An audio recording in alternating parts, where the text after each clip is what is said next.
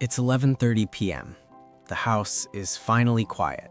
The toys are put away, the dishes are done, the lunch boxes are packed for tomorrow. You sit down on the edge of your bed, and without warning, the tears come.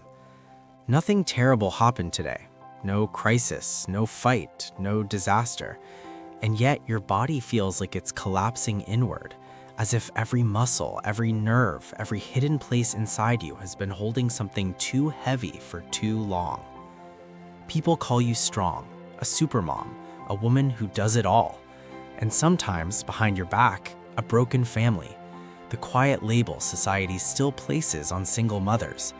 But what they don't see is the invisible armor you wake up wearing every morning, the constant vigilance of knowing there is no backup system. If you get sick, everything stops. If you fall apart, everything falls apart. So your nervous system never truly powers down. It stays half alert, scanning, bracing, anticipating, living in a quiet, relentless state of survival. And when the day finally ends, when no one needs anything for 5 minutes, the armor cracks. Those tears aren't weakness, they are release, the biological discharge of accumulated strain, what psychology calls allostatic load, the wear and tear of chronic responsibility carried alone. You are not crying because you are fragile, you are crying because you have been strong for too long. People often imagine that a woman becomes a single mother because of one explosive fight, one unforgivable betrayal, one dramatic breaking point. But the psychological reality is rarely that simple. Leaving a marriage, especially as a mother, is almost never an event. It is erosion. It's the slow accumulation of moments where you felt unseen while standing beside someone who was supposed to be your partner, carrying invisible labor, planning, anticipating, emotionally holding the household, and realizing quietly you were already parenting alone inside a two-adult home. For months, sometimes years, many women live inside a painful contradiction. I believe my child deserves a two-parent family, but I also know this environment is slowly breaking me. You begin watching your child's face during arguments, listening to the tension in their voice, asking a question you never thought you would ask. Is it worse for a child to come from a broken home or live inside one? And beneath that question sits another truth many mothers rarely say out loud. The marriage no longer feels safe. Not always physically unsafe, emotionally unsafe, unpredictable, dismissing, lonely, a place where your needs shrink smaller just to keep peace. So when a mother finally leaves, it is not impulsive, it is not selfish, it is not giving up. It is what trauma psychology calls a protective exit, the moment the nervous system concludes staying costs more than leaving. You didn't walk away because you stopped valuing family. You walked away because the family, as it existed, was fracturing your inner world. Becoming a single mother wasn't destroying a family, it was attempting to salvage a healthier one from its pieces. But the day you become a single mother, something shifts that few people around you can see. Your marital status changes instantly. Your identity does not reorganize that quickly. One day you are someone's chosen person, a partner, a wife held inside the architecture of a shared life, and then suddenly you are not. There is no ritual for this transition, no language for the quiet psychological disorientation of losing a role that once structured how you saw yourself in the world. Because being a wife is not just a legal category, it is an identity scaffold. It tells you, I am chosen, I am accompanied, I am building something with someone.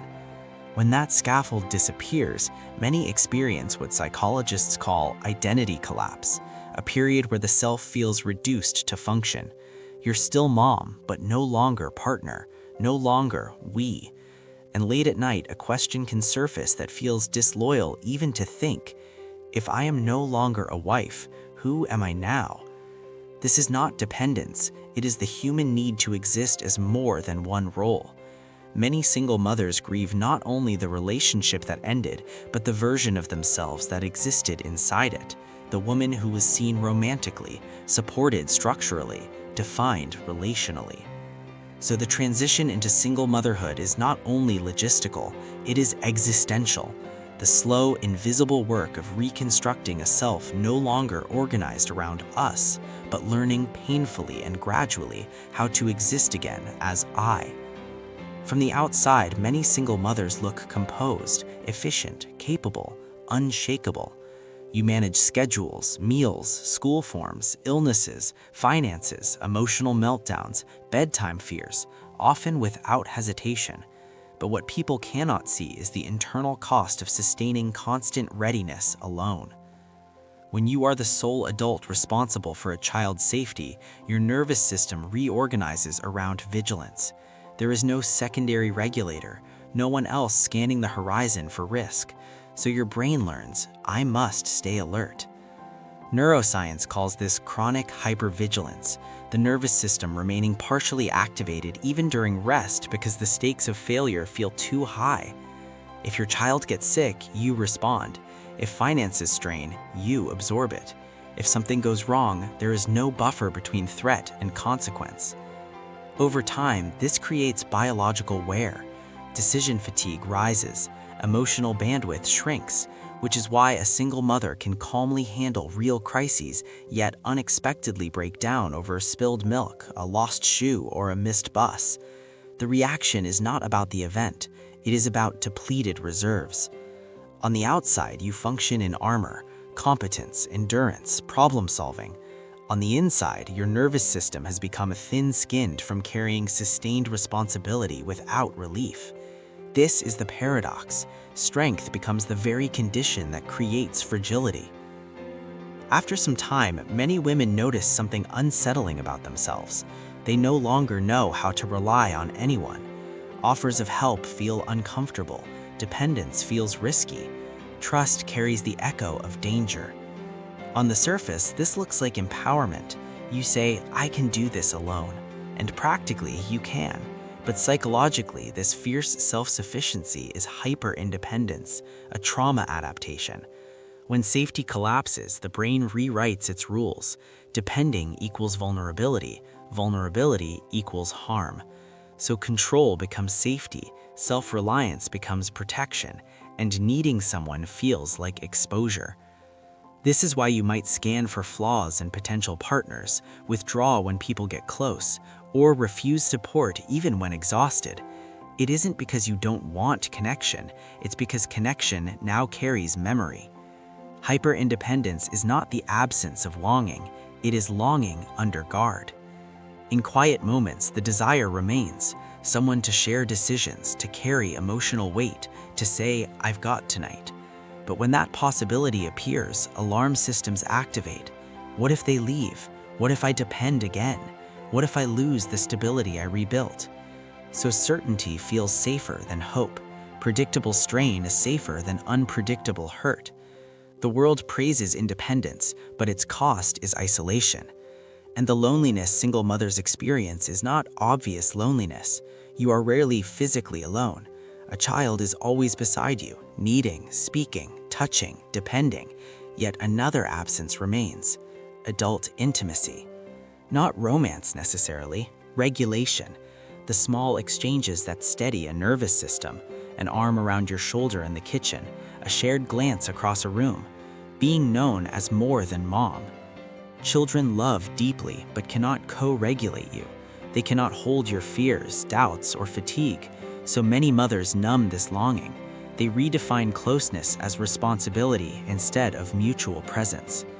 But late at night, after lights out, the body remembers the absence of touch, the absence of being chosen, the absence of companionship that does not depend on you.